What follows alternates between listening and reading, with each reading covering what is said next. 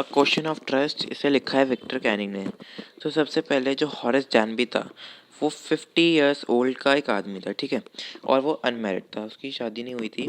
He made locks and the businesses was not bad. उसका एक locks का business था और उसमें वो अच्छा खासा प्रॉफिट कमाता था। उसको जो है हे फीवर था, मतलब कि उसे एक एलर्जी थी फ्लावर से। तो समर में उसे हे फीवर के अटैक्स बहुत ज़्यादा होते थे। Even though Horace was good honest and respectable, but he was not completely honest, यानी कि वो दूसरों को दिखाता था कि वो एक रिस्पेक्टेबल है आदमी और गुड है, ऑनेस्ट है, बट रियलिटी में वो ऑनेस्ट नहीं था। क्यों नहीं था? क्योंकि हॉरेस जानवी had a passion for rare and expensive books. Horace का मतलब कि उसका शौक था, देखो बिजनेस अलग था लॉक्स का, लेकिन उसका शौक था रेयर एंड एक्सपेंसिव बुक्स का।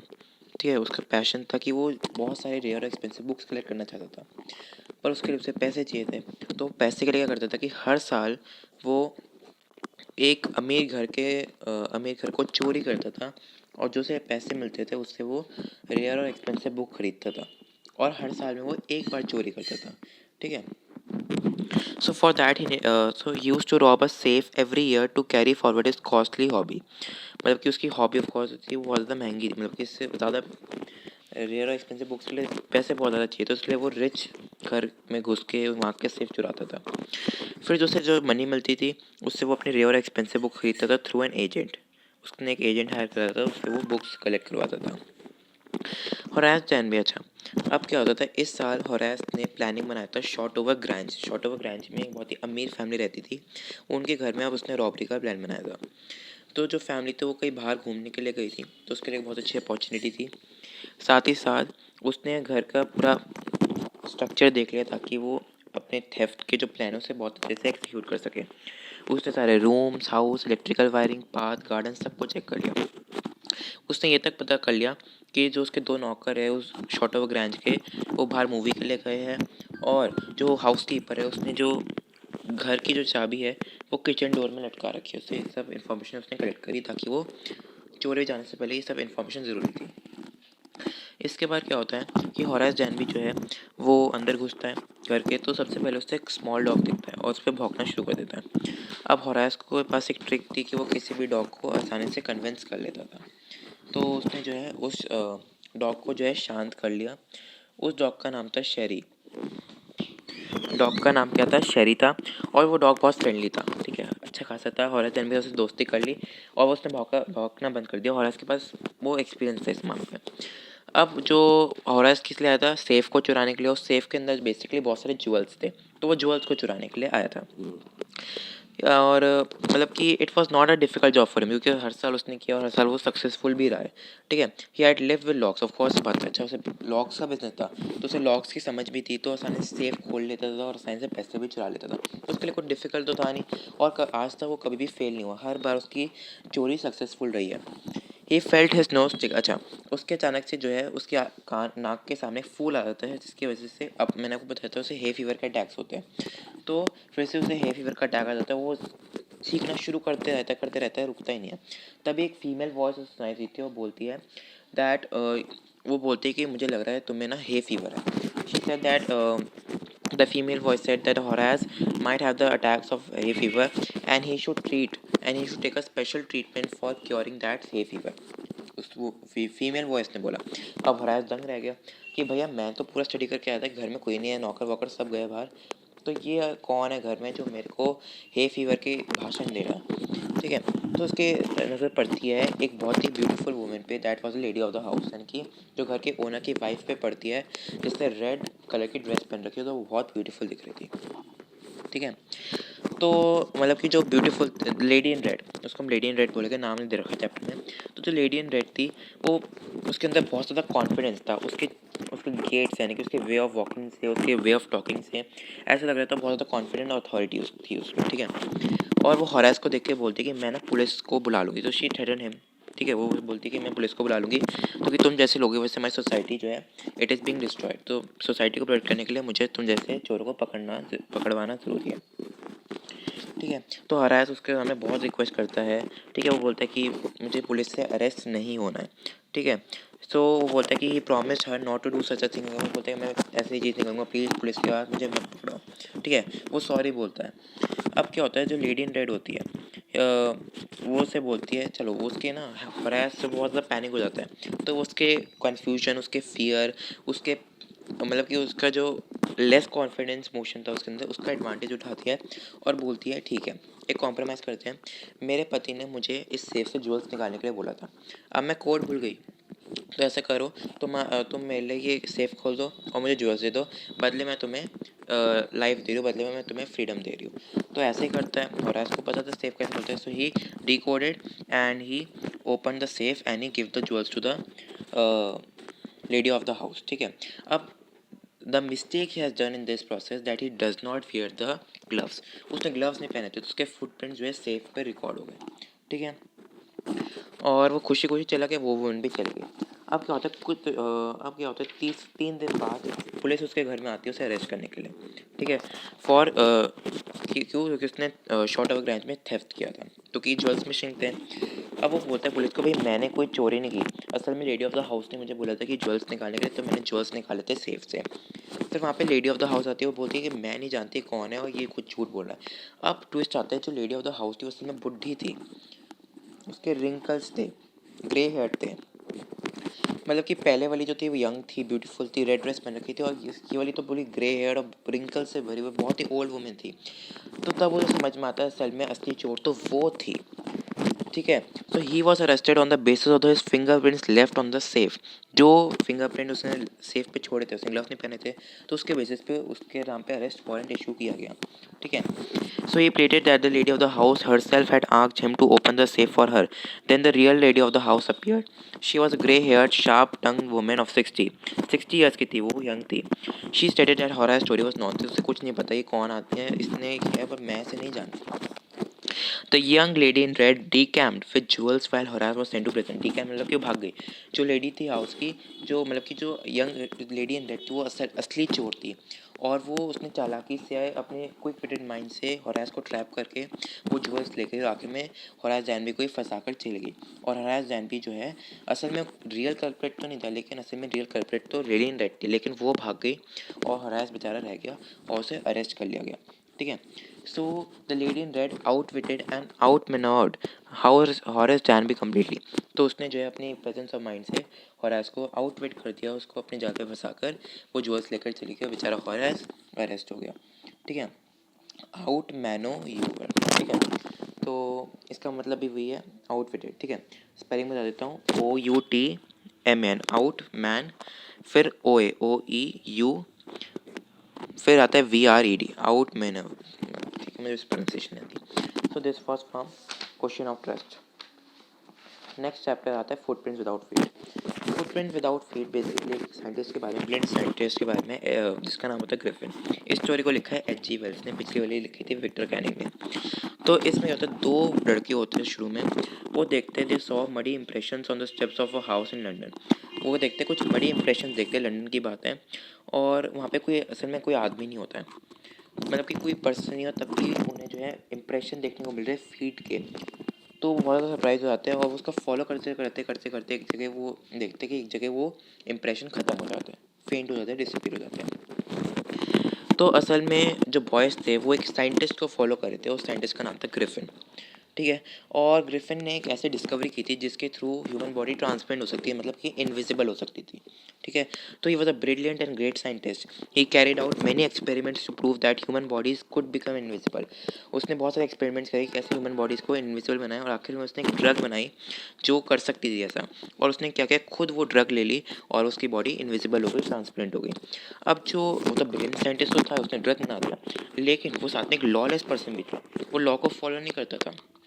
ठीक है, मतलब कि अब कैसे कह सकते हो कि लॉलेस पर्सन नहीं था, मतलब लॉलेस पर्सन था क्योंकि उसका जो लैंडलॉर्ड था, मतलब कि ग्रिफिन का लैंडलॉर्ड उसे बिल्कुल पसंद नहीं करता था। क्यों नहीं करता था, मतलब कि वो हमेशा जो है उन दोनों के बीच में अनबन चलती रहती थी। ठीक है, तो बदले में क्या हुआ, ग्रिफिन ने गुस्से में आकर उसका घर जला दिया।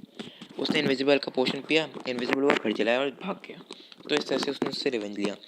फिर क्या होता है, अब ग्रिफिन ने कोई कपड़े नहीं लेते, ऑफकोर्स वो कपड़े पहनता तो लोगों को दिख जाता कि कोई आदमी जा रहा है, तो पकड़ लेते। तो उसने अपने सारे कपड़े उतार दिए ताकि किसी को वो दिखे ना, तो वो नेकेड हो गया। ठीक है, और वो नेकेड, ऑफकोर्स ये पता है लंदन में दिसंबर के महीने इतनी ठंड रहती है, वो इतने ठंड में घूम रहा था नेकेड, तो उसे ऑफकोर्स बात है बहुत ठंड लग रही होगी, नहीं पैसे थे, नहीं कपड़े था, नहीं मकान था, तो अब वो क्या करता है बेचारा, खाना था।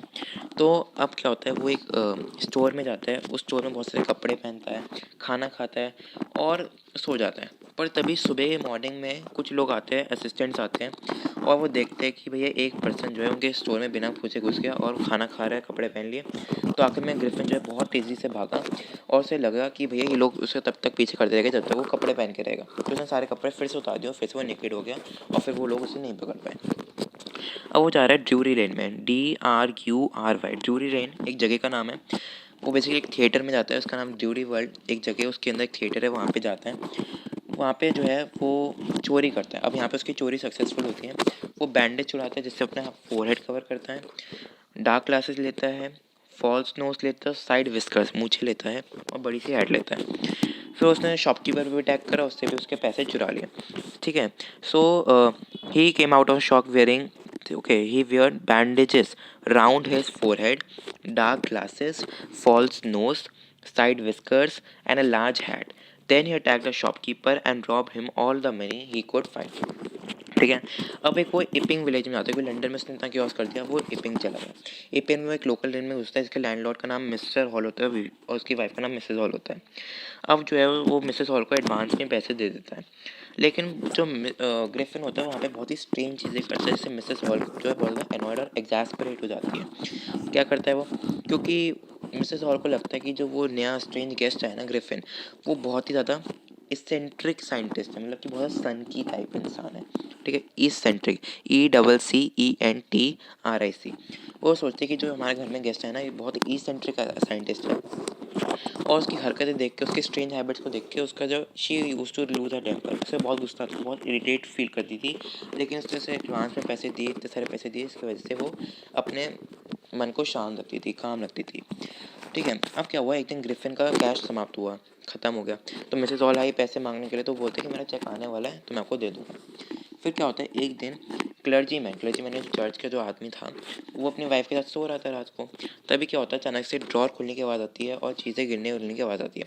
तो क्लर्जी मैन डर जाता है और फिर वो नीचे जाके देखते हैं, चेक करते हैं कौन है। तो वो देखते हैं ड्रॉर से सारा पैसा गायब था और कोई भी नहीं था आसपास, एक भी इंसान नहीं था। तो वो सरप्राइज होता है कि बिना इंसान के यहाँ पे कोई इंसान नहीं है, तो ये पैसे कैसे चोरी हो गए यहाँ पे। ठीक है। So they looked on the desk, behind the curtains, and even up the chimney. No one was there. And when they found the desk open and the money was missing, and they were not able to understand what had happened. ठीक है। अब क्या होता है, उसी दिन the landlord and his five misters hall woke up very early. They found Griffin door wide open. Usually it was shut and locked. They found Griffin's clothes and bandages were lying about. All of a sudden, Mrs. Hall heard a sniff close to her ear. A hat leapt up and dashed itself into her face. Then the chair became alive. They turned away in fear. The chair pushes both of them out of the room. Then the door was slammed and locked after them. Mrs. Hall almost fell down the stairs and started crying. She was sure that the room was haunted by spirits. The villagers suspected that trouble was caused by witchcraft. When the news of burglary at the clergyman's home became known, everyone doubted Griffin's hand in it. This suspicion grew strongly when the Griffin suddenly showed some ready cash. He had no cash before a few days. अब क्या होता है कि mister और Mrs hall देखते हैं Griffin का कमरा खुला हुआ होता है, आमतौर पर खुला नहीं होता, लॉक्ड रहता है। तो जैसे वो देखते हैं खुल के, तो देखते हैं चारों तरफ ग्रिफिन के कपड़े, उसकी हैट और बैंडेजेस थी। तभी अचानक से उसकी हैट जो हवा में उड़ती है और उन पर अटैक करती है, और उसकी जो चेयर थी मिसेस हॉल की, वो भी जिंदा हो जाती है और वो भी क्या होती है, उन दोनों को पुल कर देती है out of the room. So the chair push them out of the room, उन्हें बाहर निकाल देती है और डोर अपने आप लॉक हो जाता है। अब मिसेस हॉल डर जाती है, उन्हें लगता है कि भैया ये जो आया है ना आदमी, ये पक्का जादू टूना करता है, विच क्राफ्ट करता है। ठीक है। और वो उसे बहुत ज़्यादा डर जाती है, और पूरे विलेज में खबर फैल जाती है उन्हें, और सभी विलेजर्स को लगता है कि जो नया आदमी है ना, जब से आया सबसे स्ट्रेंज थिंग्स हो रही है, क्लर्जी मैन की चोरी, ये सब इसका किया जा रहा है। ये पक्का कुछ विचक्राफ्ट जो काला जादू करता है, तभी कमरा अपने आप लॉक हो गया और चेयर अलाइव हो गया। ठीक है। फिर सब, और अच्छा उसी दिन, जिस दिन क्लर्जी मैन की घर चोरी हुई थी, उसी दिन ग्रिफिन पैसा लेकर आया था, जबकि पिछले दिनों से वो पैसा नहीं दे रहा था। तो अब लोगों को शक हुआ कि ग्रिफिन ने कुछ जादू टूना करके पैसा चुराया है, और उसने अपने कमरे में और चेयर में भी जादू टूना करा, जो विच क्राफ्ट किया। अब जो मिसेज हॉल होती है, ग्रिफिन से बहुत ज़्यादा इंटेरोगेशन करती है। ठीक है। वो मुझसे पूछती है कि तुम लॉक रूम के अंदर कैसे घुसे। अब ग्रिफिन जो है वो ओवर क्विक टेम्पर्ड इंसान था, वो हमेशा जल्दी गुस्सा हो जाता था। तो उसने क्या किया, गुस्से में अपने सारे कपड़े निकाल दिए, और मिसेज हॉल हैरान हो जाती कि वो इनविजिबल था। ठीक है।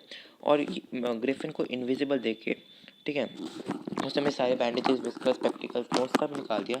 और वो एक हेडलेस मैन को देख के उसने उसने अपना बैंडेज, ग्लास, विस्कर्स, ये सब निकाल दिया। इसकी वजह से एक इंसान का हेडलेस पर्सन को देख के वो बहुत ज़्यादा डर जाती है। तभी क्या होता है तभी क्या होता है कि अच्छा मैं इसे पढ़ लेता हूँ। The police constable who had been inform arrived now, उसका नाम क्या था, मिस्टर जैफर्स था। He was totally surprise to find that he was about he has to arrest a man without a head. There followed a wonderful scene. The scientist, that is Griffin, started throwing his clothes one by one. He was becoming more and more invisible as he threw off one garment after another. Finally, the man became invisible. Some people who tried to hold him were beaten by the unseen blows that came from nowhere. And in the end, Jaffers was knocked unconscious. Nervous and excited people were flying hold him. Griffin was invisible and free now. No one knew where to lay hands on him. ठीक है। तो मतलब कि mister जैफर्स आते हैं arrest करने के लिए, और वो बिल्कुल हैरान हो जाते हैं कि उन्हें एक ऐसे मैन को अरेस्ट करना है जिसका कोई हेड ही नहीं है। ठीक है, तो बिल्कुल हैरान हो जाते हैं। तो सब लोग क्या करते हैं, ग्रिफिन को पकड़ने की बहुत कोशिश करते हैं, लेकिन ग्रिफिन पकड़ में नहीं आता। वो एक के बाद अपने एक क्लोथ निकालता जाता है, जिसकी वजह से वो इनविजिबल हो जाता है। अब मिस्टर जैफर्स के लिए उसे पकड़ना और मुश्किल हो जाता है। वो सब अपने हाथ इधर उधर करते रहते हैं कि पकड़ में आ जाए, पकड़ में आ जाए, लेकिन वो पकड़ में ही नहीं आ रहा होता है। ठीक है, और आखिर में वहाँ से वो भाग जाते हैं। मिसेस जैफर कुछ नहीं कर पाते। तो यहाँ से हमारा ये चैप्टर फिनिश होता है। फिर क्या, अच्छा, मेकिंग ऑफ साइंटिस्ट तो हो गया था। नेकलेस पे आते हैं। तो नेकलेस जो एक मटिल्डा के बारे में, मटिल्डा एक बहुत ही प्रेटी यंग लेडी होती है, और मतलब कि वो हमेशा चाहती थी कि she always wanted richness and delicacies in her life. वो ऐसी पर्सन थी जो हमेशा अमीर रहना, एक रिच लाइफस्टाइल लेना पसंद करती थी वो। ठीक है, उसे लगता था कि वो एरर ऑफ डेस्टिनी की वजह से एक क्लर्क फैमिली में जन्म ली। मतलब कि एरर ऑफ डेस्टिनी की बुरी किस्मत की वजह से वो एक ऐसी फैमिली में जन्म हुई, एक मिडिल क्लास फैमिली में, इतनी इनकम भी नहीं थी क्लर्क की फैमिली में। और ऑफ कोर्स ये बात है कि क्लर्क की फैमिली मतलब इतनी डाउरी भी नहीं थी, इस वजह से वो एक रिच मैन से भी शादी नहीं कर सकती थी। तो उसकी शादी भी क्लर्क से हुई। मटिल्डा सिंपल थी लेकिन बहुत अनहैप्पी रहती थी, क्योंकि उसके पास रिचनेस नहीं थी। उसे हमेशा बहुत ही ऑफ लाइफ जीनी पड़ती थी, because she always wanted richness, पर उसके पास कोई रिचनेस नहीं थी। She thought that she was born for, उसे लगता था कि उसे उसके पास लग्जरीज और डेलिकेसीज होनी चाहिए थी, लेकिन वो हमेशा अपने पेटी इकोनॉमिक और सोशल स्टडीज़ को लेकर अपने आप को हमेशा गुस्सा करती थी कि वह क्लर्क की फैमिली में उसने क्यों जन्म लिया। ठीक है, उसके पास पैसा क्यों नहीं है। तो एक दिन क्या होता है, उसके जो हस्बैंड होते हैं मिस्टर लॉयजल, वो एक इनविटेशन लेकर आते हैं, और वो इनविटेशन होता है मिनिस्टर ऑफ पब्लिक इंस्ट्रक्शन। ठीक है, मतलब कि वो जो इनविटेशन होता है एक मिनिस्टर का होता है। एक एक बॉल पार्टी होती है जो मिनिस्टर ऑर्गेनाइज करते हैं, और वो उसका इनविटेशन होता है। और हस्बैंड को लगा मिस्टर लॉयजर को कि मटिल्डा खुश होगी, लेकिन मटिल्डा गुस्से में उसको फेंक देती है। उससे वो कहती है कि she does not have a proper dress to wear in the ball party. ठीक है, अब वो बहुत दुखी हो जाते हैं कि भाई वो इतने अच्छे से इतने खुशी खुशी लाए थे, उसने ऐसे ही फेंक दिया। तो ही वॉज साइलेंट। ठीक है, मतलब उसे बहुत दर्द हुआ, पेन हुआ। वो कहती है कि उसके वो एक उसके मतलब कि वो इस इनविटेशन कार्ड को उसके फ्रेंड को या कोलीग को दे दे, जिसकी वाइफ के पास अच्छी ड्रेस है, ताकि वो पहन के बॉल पार्टी में जा सकती है। अब ये सुन के मिस्टर लॉयजर को और बुरा लगता है। वो कहते हैं तुम्हारे पास इतनी अच्छी सी ड्रेसेस है तो सही, पहन लो कोई भी। तो बोलते हैं नहीं, मुझे एक अच्छी ड्रेस चाहिए, एक्सपेंसिव ड्रेस चाहिए। वो कहते हैं चलो ठीक है, बताओ एक अच्छी ड्रेस कितने में आ जाएगी। तो बोलती है 400 फ्रैंक्स में आ जाएगी। तो बोलते हैं 400 फ्रैंक्स में। तो असल में मिस्टर लॉयजल ने 400 फ्रैंक्स बचाए थे एक पिस्टल खरीदने के लिए, गन खरीदने के लिए। तो कि वो हंटिंग पार्टीज़ में जाते थे समर में। तो हंटिंग पार्टीज़ में हंट करने के लिए एनिमल्स को उन्हें एक पिस्तौल चाहिए थी, गन चाहिए थी 100 फ्रैंक्स की, 400 फ्रैंक्स की, सॉरी। तो 400 फ्रैंक्स उन्होंने कलेक्ट करे थे इसके लिए, बट अपनी वाइफ के हैप्पीनेस के लिए उन्होंने 400 फ्रैंक्स ड्रेस के लिए दे दिए। अब क्या हुआ कि उन्होंने, अब ड्रेस आ गई, रेडी हो गई वो। लेकिन अब दिक्कत थी ज्वेल की। उस अब मटिल्डा के पास कोई ज्वेल नहीं थी, मैम लॉयजल के पास कोई ज्वेल नहीं थी। तो वो बोलती है कि अगर मैं बिना ज्वेल के जाऊँगी तो it will give a poverty stricken look, मतलब कैसा लगेगा कि सब ये मेरे के बीच में मैं एक गरीब लगूंगी, पॉवर्टी स्ट्रिकन लुक लगूगी। ठीक है, तो उसके हस्बैंड सजेस्ट करते तुम नेचुरल फ्लावर्स के क्यों नहीं ले लेते, मतलब कि तुम नेचुरल फ्लावर्स को ज्वेल बना लो। तो बोलती है नहीं, ऐसे करके तुम्हें और गरीब दिखोगी, एक शैबी इमेज दिखेगी मेरी। सब वुमेन मेरे में सब बारे में क्या सोचेगी, मैं रिच लेडीज़ के बीच में एक शैबी इमेज दिखोगी।